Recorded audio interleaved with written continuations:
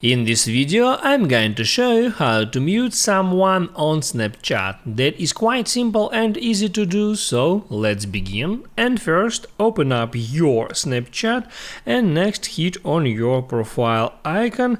There, scroll down for a bit and hit on My Friends. Now all you have to do is to hold down on someone on friend's name to bring up that options, and here first you can hit on chat settings, and now here you can disable message notifications, so from now you wouldn't be notified if that person sent you a message.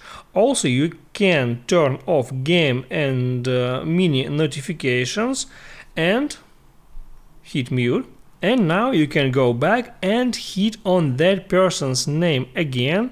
Hold down to bring up the same options, and now there you can hit on story settings, and there you can enable that option to mute stories from that specific person. Hit mute and now you wouldn't get any notification about that person's stories. That's how it works. If this video helped you out, don't forget to like and subscribe.